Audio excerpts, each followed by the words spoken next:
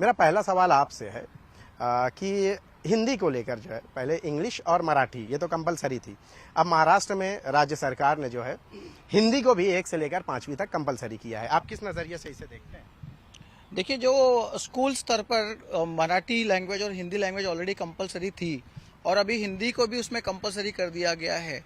ये तो एक लैंग्वेज है और इसके अंदर मैं इसको इस तरह से देखता हूँ कि जो बच्चे स्कूल जाते हैं, मेरे हिसाब से उनके ऊपर ज्यादा बर्डन हो जाएगा, क्योंकि वो जो लेवल है वहां पर उनको कंपलसरी ना रख के उसको ऑप्शनल रखना चाहिए, ताकि जो एजुकेशन का जो बोझ बच्चे फील करते हैं वो थोड़ा सा कम हो जाए। मतलब जिसकी मर्जी हो वो पढ़े, जिसकी मर्जी हो ना पढ़े। एग्जैक्टली उस तरह से उसको रखा जाए और उसको कंपलसरी ना किया जाए। उसके अलावा अगर समझिए कि अगर कोई लैंग्वेज अगर बच्चे को अगर पसंद आती है तो लैंग्वेज जो है वो सीखने वाली बात होती है।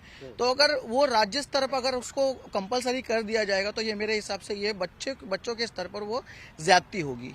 सर, आप किस नजरिए से देखते हैं कि 1 से लेकर 5वीं तक हिंदी कंपलसरी करार देना? महाराष्ट्रियन है आप और मराठी को मुझे मालूम है कि आप मराठी को ज्यादा अहमियत देते हैं, लेकिन मैं इसी में ये सवाल पूछ रहा हूँ आपको कि हिंदी कंपलसरी कर देना कितना बेहतर होगा?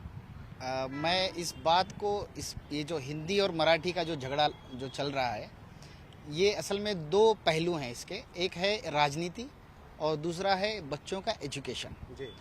और अगर हम एजुकेशन के हिसाब से अगर देखा जाए और लीगली अगर बात किया जाए तो एजुकेशन ये हमेशा से एक स्टेट का सब्जेक्ट रहा है एज पर कॉन्स्टिट्यूशन। लेकिन जो 42nd अमेंडमेंट आई 1976 में कॉन्स्टिट्यूशन में, उसे कंकरेंट लिस्ट में डाला गया है। कंकरेंट लिस्ट मतलब जो स्टेट और सेंट्रल गवर्नमेंट दोनों इसको रेगुलेट कर सकते हैं।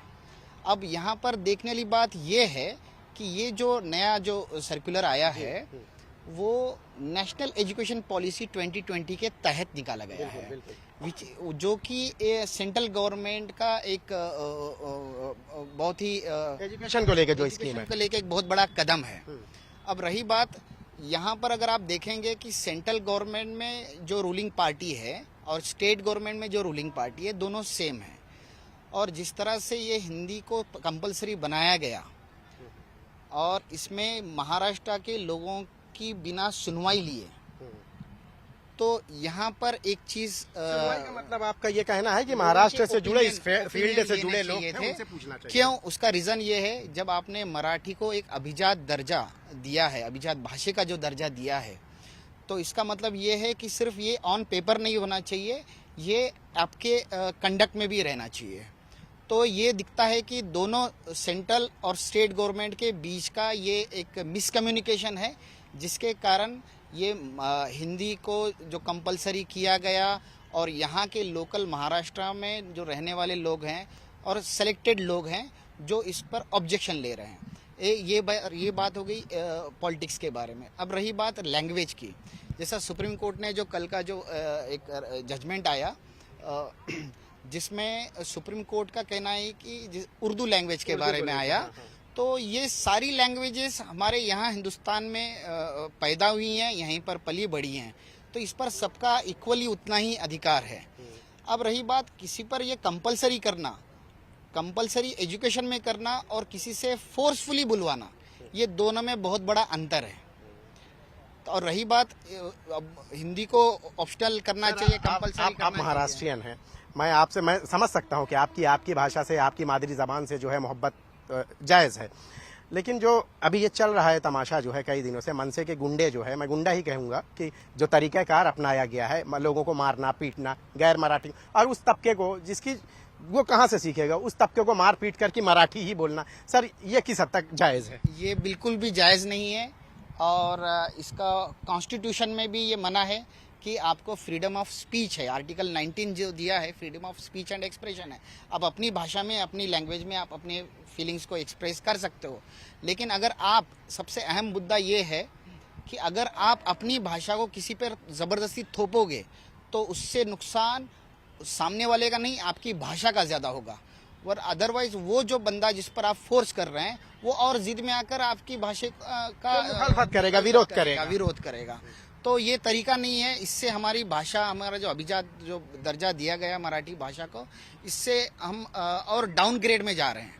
तो ये हरकत कानूनी तौर पे भी और सामाजिक तौर पे भी बिल्कुल गलत है। कई ऑफेंस भी रजिस्टर किए गए हैं। आप शान इलाही आपके पास आते हैं हम। आप बताइए कि क्या ये जोर जबरदस्ती करके किसी को कोई भाषा का जो है टॉनिक पिलाना, ये जबरन जो है नहीं मराठी बोलना ही पड़ेगा, महाराष्ट्र में रहना है, आप किस नजरिए से देखते हैं? आप कर्नाटक के? ये देखिए, ये तो बहुत ही ये सुनने में भी ऐसा और बोलने में भी ऐसा लगता है कि ये बहुत ही गलत चीज है। ऐसा लगता है कोई भाषा के लिए मोहब्बत से पेश आए तो देखिए, भाषा जो है ना, लोगों के लिए कम्युनिकेशन का एक जरिया होता है, तो उसको अगर प्यार से अगर आप समझाओगे तो हो सकता है कि कोई मान भी जावे। कि भाई अगर कोई मुझे बोले कि भाई तुम मराठी में ही बात कर, तो मैं बोलूंगा कि भाई अगर तुम मुझसे अच्छे से बोलोगे कि भाई तू मराठी में ये चीज को बोल, तो मैं बोलूंगा बहुत अच्छे से। लेकिन जबरदस्ती से अगर कोई मुझसे करवाएगा तो मैं तो बोलूंगा मेरा कॉन्स्टिट्यूशनल राइट है वो, कि मैं बोलूं या ना बोलूं, तुम मुझसे बुलवा नहीं सकते। और उसके अलावा हम जो स्टेट में रहते हैं, जहाँ पे हम पले बड़े, मैं तो बॉम्बे में पढ़ा, यहाँ पर हमने बहुत सारे लोगों को देखे जो बाहर से आते हैं अपने रोजी रोटी के जरिए का तलाश करने के लिए यहाँ पे आते हैं। तो ये बात तो किसी पर थोप करके, भाई तुम अगर यूपी जबरन मतलब जुल्म जबर का। कर्नाटक, एग्जैक्टली, तुम कर्नाटक से आए हो, तुम यूपी से आए हो, कोई आसामीज यहाँ पे रहते हैं, आप उनको ये नहीं बोल सकते हो मराठी सीखो। आप उनसे प्यार से, मोहब्बत से, आप अपने कल्चर को डेवलप करने के लिए उनको, अगर मोहब्बत से यही प्रस्ताव पेश किया जाए तो अपना भी सकते हैं लोग।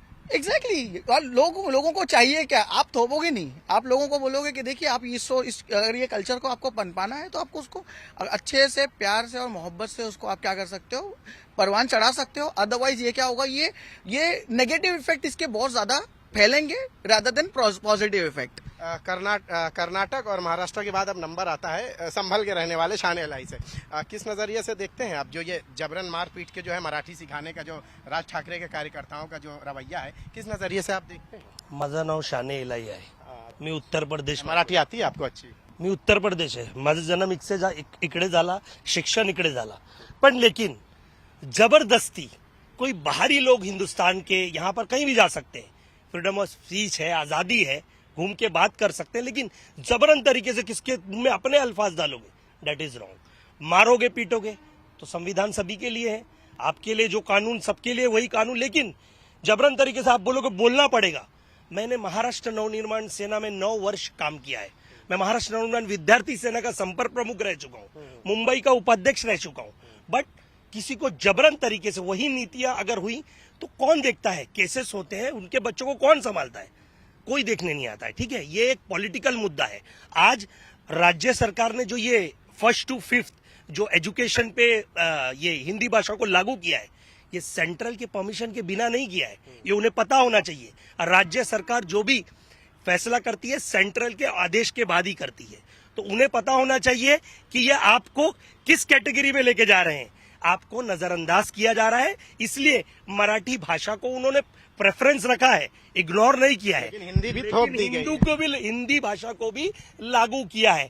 मतलब जो चाहे बोल सकते हैं, रह सकते हैं, जबरन आप बुलवाओगे तो नहीं चलेगा, क्योंकि आने वाला महानगर पालिका का चुनाव है और ये सब स्टंटबाजी चल रही है। आपको पता है, मैंने जैसे बोला, आपने जब मैंने मराठी से शुरुआत करी तो मुझे कोई नहीं पहचान सकता। मैं उत्तर प्रदेश से हूँ, कि माझा जन्म इकडे मुंबईमध्ये झाला, इकडे शिक्षण झाला, सगळेच इकडे वकील सगळेच इकडे बनवले, पण काय मैं जबरदस्ती बोलोगे तो नहीं सुनेंगे, जबरदस्ती बोलोगे तो आपके ऊपर भी वो कानून लागू होता है। लेकिन हाँ, हम सम्मान सभी का करते हैं, मराठी, हिंदी, हर भाषा का सम्मान करते हैं, लेकिन राष्ट्रीय भाषा जो है वो सबको पता है वो हिंदी है, लेकिन ये रीजन भाषा है, हम इसका सम्मान करते हैं। लेकिन जबरन तरीके से हाथापाई करके गरीबों को मारना, ये कहीं का आपको बहुत बहुत शुक्रिया हमसे बात करने के लिए। तो आपने सुना कि